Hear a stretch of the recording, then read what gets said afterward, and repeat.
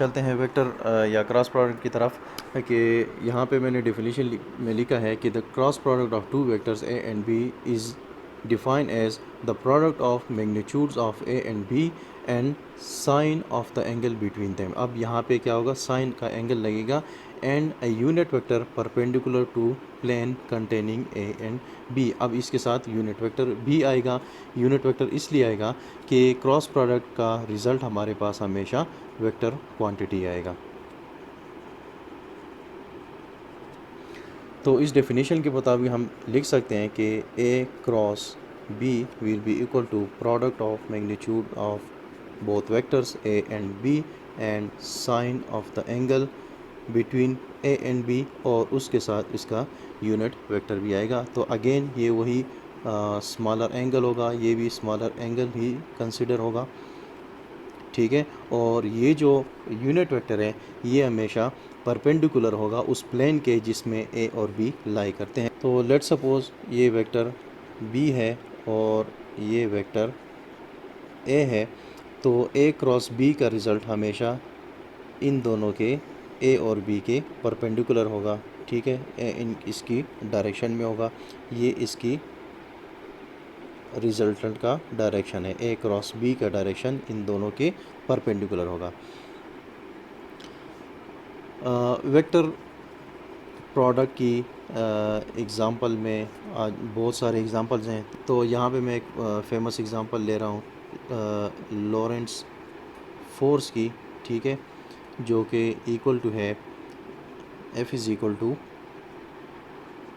ILB sine theta, यानी इसको ऐसे भी लिख सकते हैं IL क्रॉस B। तो ये लेंथ ऑफ द कंडक्टर जो कि किसी भी मैग्नेटिक फील्ड में पड़ा है, ठीक है, ये मैग्नेटिक फील्ड की डायरेक्शन है और ये डायरेक्शन करंट की या इस वायर की लेंथ की है। तो ये मैग्नेटिक फील्ड इस वायर पे जो फोर्स एक्सर्ट करता है उसको हम लॉरेंट्ज़ फोर्स कहते हैं और इसे हम ऐसे फाइंड करते हैं। और एक बात क्रॉस प्रोडक्ट के बारे में याद रखें कि हमेशा क्रॉस प्रोडक्ट से हमें एरिया ऑफ पैरेललोग्राम मिलेगा, ठीक है, जिसके साइड्स हैं ए और बी। यानी पैरेललोग्राम इससे कैसे बनेगा कि आप ए के ऊपर बी के पैरेलल एक लाइन ड्रा करें और बी के ऊपर ए के पैरेलल लाइन ड्रा करें, तो ये आपके पास एक पैरेललोग्राम बनता है। तो हमेशा ए क्रॉस बी जो है ये हमें क्या देगा, एरिया ऑफ पैरेललोग्राम देगा। जी, तो नेक्स्ट हम अभी डायरेक्शन ऑफ रिजल्टेंट की बात करेंगे कि क्रॉस प्रोडक्ट का जो ये हम कह रहे हैं कि ए क्रॉस बी अगर हम करें, लेट सपोज़ ये वेक्टर ए है और ये वेक्टर बी है, तो उसका रिजल्टेंट इन दोनों के प्लेन के परपेंडिकुलर आता है, यानी ए क्रॉस बी इस प्लेन में लाई करेगा। तो उसको फाइंड करने के दो तरीके हैं, एक राइट हैंड रूल है और एक को हम कहते हैं राइट हैंडेड स्क्रू। तो राइट हैंड रूल क्या है कि लेट सपोज़ ये हमारे पास ये वाली एक्सिस, इसको हम कंसिडर कर लें कि ये वाई एक्सिस है और इस एक्सिस को हम कंसिडर कर लें कि ये हमारे पास एक्स एक्सिस है। तो ये जो परपेंडिकुलर एक्सिस होगा ये हमारे पास जेड एक्सिस होगा। अगर मैं इसको इस तरह शो करूं तो हमने कहा है कि जिस प्लेन में ए और बी लाई करेगा रिजल्टेंट उसके परपेंडिकुलर प्लेन में होगा। तो प्लेन क्या होता है, अब ये एक्स एक्सिस है और ये वाई एक्सिस है, तो हम इस प्लेन को कहेंगे कि ये हमारे पास एक्स वाई प्लेन है, ठीक है। और इसी तरह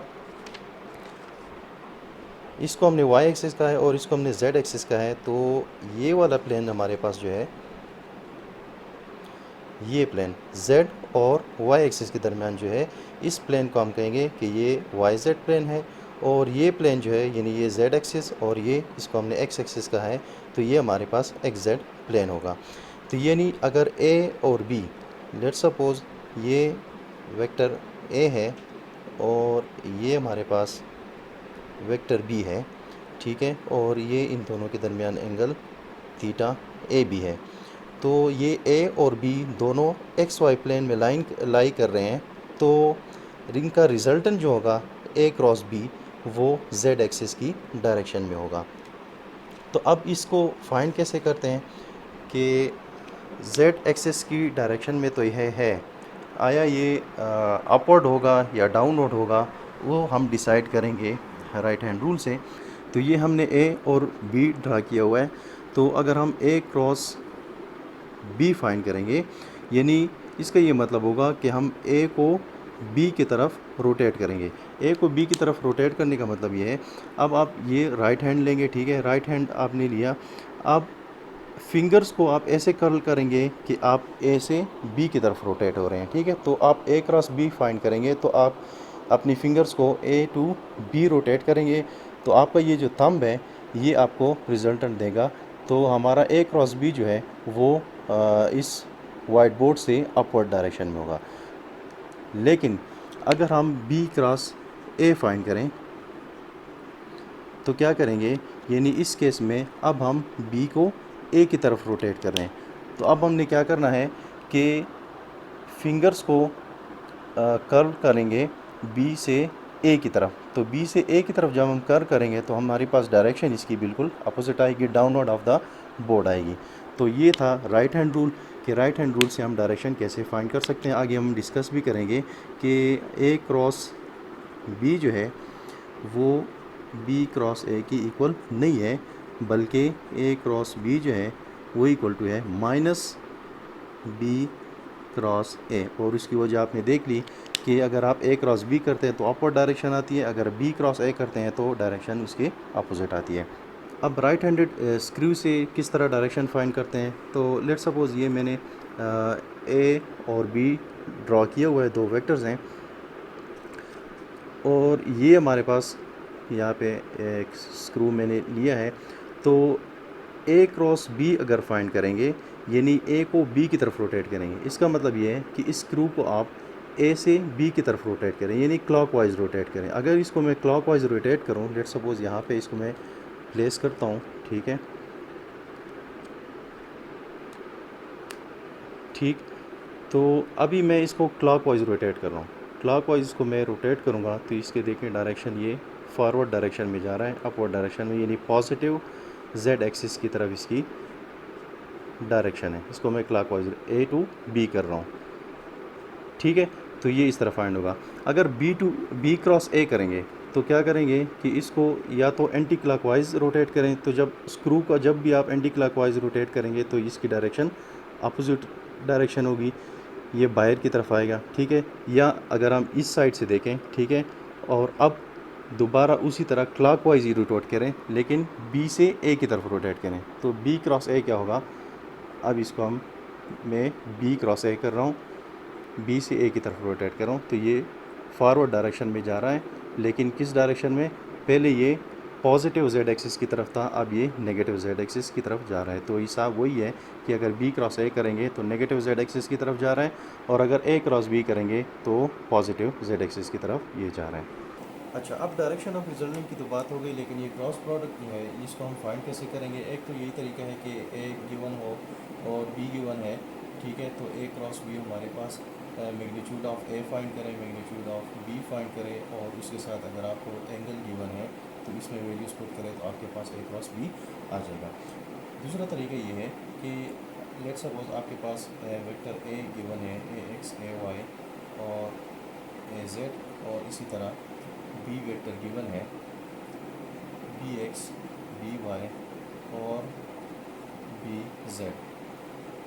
तो अब ए क्रॉस बी फाइंड करने का तरीका ये है कि A cross B will be equal to, आपने 3x3 मैट्रिक्स का डिटर्मिनेंट फाइंड करना है। और वो मैट्रिक्स आप बनाएंगे कैसे कि टॉप की रो में आप लिखेंगे unit vectors A X A Y A Z, उसके बाद सेकंड रो में आप क्या लिखेंगे, सेकंड रो में आप वेक्टर ए के कंपोनेंट्स लिखेंगे, यानी ए एक्स ए वाई और ए जेड, और थर्ड रो में आप लिखेंगे बी के कंपोनेंट, तो बी एक्स बी वाई और बी जेड।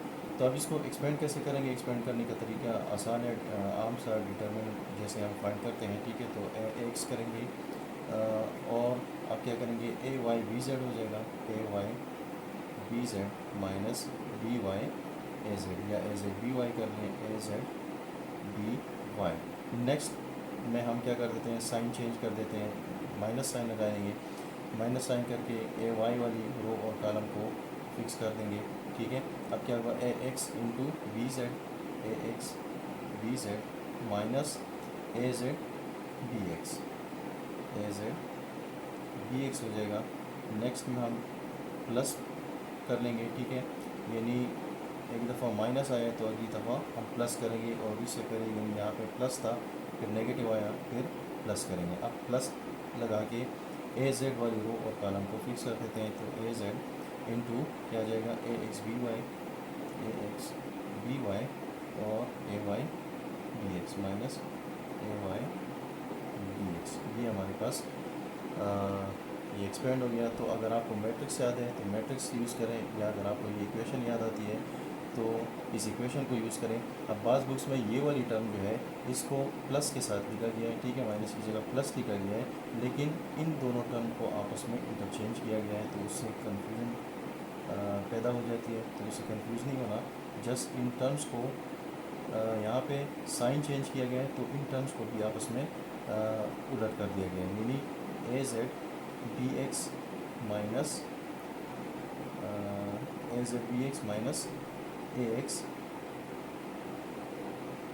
बी जेड और उसके साथ ए वाई आ जाएगा। ठीक है, तो या इसको याद रखें या इसको याद रखें। तो हम यहाँ पे एक एग्ज़ाम्पल लेते हैं। सपोज़ ए हमारे पास गिवन है 2ax plus 3ay plus 4az, और इसी तरह बी वेक्टर है 3ax plus 4ay plus 5az हो जाएगा। तो अब या इस इक्वेशन में वैल्यू पुट करें, या मैट्रिक्स लिख कर उसको एक्सपेंड करें। मैट्रिक्स भी लिख सकते हैं, ए एक्स ए वाई और ए जेड, आपके पास यूनिट वेक्टर्स आ जाएंगे। फिर आप नेक्स्ट रो में ए के कंपोनेंट लिखे, यूनिट 2, 3 और 4, और उससे नेक्स्ट जो थर्ड लाइन है, थर्ड रो है, उसमें आप बी के कंपोनेंट पुट करें 3, 4 और 5, और इसी को आप एक्सपेंड करें। तो ए एक्स इंटू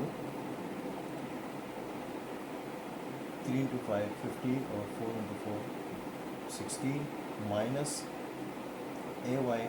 ठीक है, उसके बाद क्या होगा 2 इंटू 5 10 और माइनस 4 इंटू 3 12। उसके बाद क्या होगा प्लस ए जेड, और अगली टर्म क्या होगी 2 इंटू 4 8 और 3 इंटू 3 9। अब हमारे पास रिजल्ट क्या आएगा, -1 ए एक्स, माइनस लगा दिया, माइनस यहाँ से आ जाएगा -2 होगा, तो माइनस माइनस प्लस हो जाएगा, तो +2 ए वाई हो जाएगा, प्लस यहाँ से क्या आएगा -1 आ जाएगा, तो माइनस और प्लस माइनस हो जाएगा, उसमें माइनस लिख देते हैं -1 ए जेड। तो ये हमारे पास ए क्रॉस बी का रिज़ल्ट आ गया है। अब यहाँ पे देखें इनके साथ यूनिट वेक्टर्स भी हैं, क्योंकि इसका रिज़ल्ट जो है ए क्रॉस बी का रिज़ल्ट हमारे पास वेक्टर क्वांटिटी आती है। तो अब हम नेक्स्ट आते हैं प्रॉपर्टीज़ ऑफ क्रॉस प्रोडक्ट की। क्रॉस प्रोडक्ट की क्या प्रॉपर्टीज़ हैं। तो ये पहली जो प्रॉपर्टी है इसको हम पहले भी डिस्कस कर चुके हैं कि ए क्रॉस बी जो है वो बी क्रॉस ए की इक्वल नहीं है, बल्कि A cross B is equal to minus B cross है। यानी इनको हम क्या कह सकते हैं कि ये क्या है, एंटी कॉम्पिटेटिव है। दूसरा हम एसोसिएटिव लॉ की तरफ आते हैं कि एसोसिएटिव लॉ को ये नहीं करता, ए क्रॉस बी क्रॉस सी को आप नहीं लिख सकते कि ए क्रॉस बी क्रॉस सी, यानी बी क्रॉस सी से एक और रिज़ल्ट आएगा जिसको आप फिर ए के साथ क्रॉस करेंगे। आप इस तरह नहीं कर सकते कि ए क्रॉस बी करें और फिर क्रॉस सी करें। आपने पहले ये देखें, पहले ब्रैकेट यहाँ पे लगा हुआ है, तो बी क्रॉस सी करेंगे, इसके बाद आप ए के साथ इसको क्रॉस प्रोडक्ट लेंगे। नेक्स्ट हम आते हैं डिस्ट्रीब्यूटिव लॉ की तरफ कि डिस्ट्रीब्यूटिव लॉ को ओबे करता है कि नहीं। तो डिस्ट्रीब्यूटिव लॉ को ये ओबे कर रहा है कि ए क्रॉस बी प्लस सी को आप लिख सकते हैं कि ए क्रॉस बी कर लें प्लस फिर ए क्रॉस सी कर लें। आगे हम देखते हैं कि cross product of vector with itself, जिस तरह हमने dot product of vector with itself देखा था, वो हमारे पास आया था A dot A is equal to A square. अब यहाँ पे ए क्रॉस ए हमारे पास इक्वल टू 0 आ रहा है, और इसकी वजह क्या है कि अब दोनों दोनों सेम ही वेक्टर हैं, ये वेक्टर ए है और इसी के ऊपर दूसरा वेक्टर वही वेक्टर लाई कर रहा है, वो भी वेक्टर ए है, तो दोनों के टेल के दरमियान एंगल ज़ीरो है। जब एंगल हमारे पास ज़ीरो आ गया तो अब आप देखें कि साइन ज़ीरो जो है वो हमारे पास ज़ीरो आता है, लिहाजा यहाँ पे A cross A is equal to zero हो जाएगा। स्केलिंग प्रॉपर्टी भी उसी तरह एप्लीकेबल है जिस तरह डॉट प्रोडक्ट पे एप्लीकेबल थी कि के इंटू ए क्रॉस बी है, के कोई भी स्केलर क्वांटिटी है तो के को ए के साथ मल्टीप्लाई करें और फिर क्रॉस करें बी के साथ, या आप ऐसे कर सकते हैं कि के को बी के साथ मल्टीप्लाई करें और फिर क्रॉस करें ए के साथ। नेक्स्ट हम यूनिट वेक्टर्स की तरफ आते हैं। अब यहाँ पे यूनिट वेक्टर्स में देखें कि A cross A Y is equal to A Z. इसी तरह A Y cross A Z करेंगे तो ए एक्स आएगा और A Z cross A X करेंगे तो ए वाई आएगा। यानी हमने पहले भी कहा था कि जिस प्लेन में आप क्रॉस प्रोडक्ट करेंगे उसका रिजल्टेंट उसके नेक्स्ट प्लेन में आएगा, यानी एक्स और वाई प्लेन में अगर आप क्रॉस मल्टीप्लिकेशन कर रहे हैं तो रिजल्ट जेड प्लेन में आएगा, जेड एक्सिस में आएगा, ठीक है। और वाई और जेड को आप क्रॉस करेंगे तो रिज़ल्ट एक्स एक्सिस में आएगा, ठीक है। और इस तरह ए जेड और एक्स को क्रॉस प्रोडक्ट करेंगे तो रिज़ल्ट ए वाई में आएगा। और इसी चीज़ को अगर आप उलट करते हैं, यानी A X A cross A Y है, तो अगर आप इसको ए वाई क्रॉस एक्स करते हैं तो माइनस ए जेड हो जाएगा। यहाँ पे प्लस ए जेड था तो ये माइनस ए जेड हो जाएगा। इसी तरह A Y cross A Z is equal to A X आता है, तो A Z cross A Y आपके पास minus A Z minus A X आएगा। इसी तरह A Z cross A X आपके पास ए वाई आ रहा है, तो आपके पास A X cross A Z आपके पास माइनस ए वाई आएगा। तो इसको फाइंड कैसे करते हैं? इसको फाइंड करते हैं साइक्लिक परमुटेशन के साथ, ठीक है। यानी आपके पास unit vector A X, unit vector A Y और यूनिट वेक्टर ए जेड है, तो A X cross A Y करेंगे तो एक्स और वाई है तो इसका रिज़ल्ट जेड एक्सिस की जानिब होगा, ठीक है। अब ए वाई क्रॉस ए जेड करेंगे, ठीक है, तो वाई और जेड है तो इसका रिज़ल्ट आना चाहिए एक्स एक्सिस में। और इसी तरह ए जेड क्रॉस एक्स करेंगे तो आप देखें ए जेड और ए एक्स है तो रिज़ल्ट इसका ए वाई आएगा। और अगर इसी चीज़ को अगर आप अभी उलट करते हैं, यानी A X unit vector, A Y unit vector और ए जेड यूनिट वेक्टर, अब आप देखें कि अगर ए वाई क्रॉस ए जेड करते हैं तो अब आपका रिज़ल्ट माइनस ए जेड होगा। इसी तरह आपने क्या किया था, ए वाई क्रॉस ए जेड किया था, अगर आप ए जेड क्रॉस ए वाई करें, ए जेड क्रॉस ए वाई, तो अब आपके पास रिज़ल्ट हो जाएगा माइनस ए एक्स। अब यहाँ पे आपने क्या किया था, ए जेड क्रॉस ए एक्स किया था, तो अगर आप ए एक्स क्रॉस ए जेड करेंगे तो अब यहाँ पे रिज़ल्ट ए वाई आया था, तो अब ये रिज़ल्ट आपके पास माइनस ए वाई आएगा। तो यहाँ पे ये जो यूनिट वेक्टर्स आपने आपस में क्रॉस प्रोडक्ट किए, ये सारे आपस में 90 एंगल पे थे। यानी एक्स को वाई के साथ क्रॉस कर रहे हैं तो इनके दरमियान भी एंगल 90 है, या वाई को ए जेड के साथ क्रॉस प्रोडक्ट करते हैं तो इनके दरमियान भी एंगल 90 डिग्री है, ठीक है। ये सारे यूनिट वेक्टर्स आपस में 90 एंगल पे हैं। तो इसी तरह ए जेड और ए एक्स भी आपस में 90 एंगल बना रहे हैं।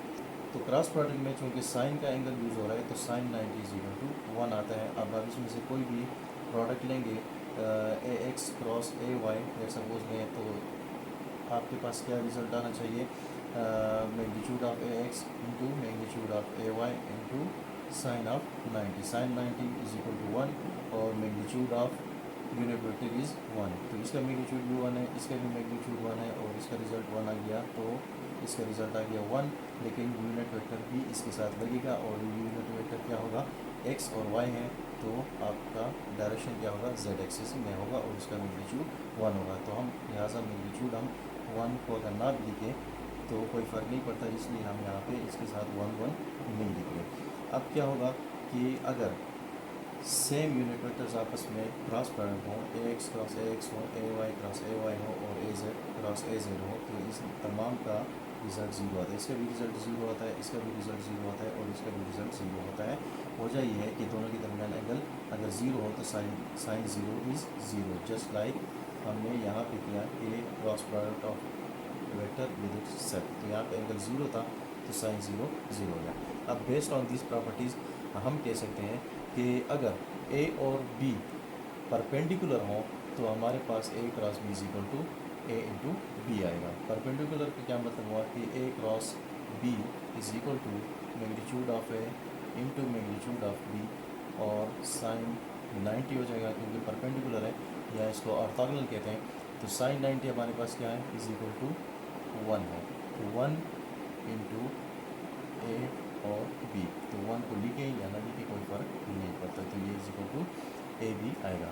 या हम इसको अगर उल्टा देखें कि अगर A cross B is equal to, हम हमारे पास रिज़ल्ट ए इंटू बी आए, तो आप समझ लें कि आपकी जो ये जो वेक्टर्स थे ये आपस में परपेंडिकुलर थे या ऑर्थोगोनल थे। अब दूसरे केस की तरफ आते हैं कि if A and B are parallel और anti parallel, then A cross B will be equal to 0, क्योंकि आपके पास साइन 0 भी 0 है और साइन 180 भी 0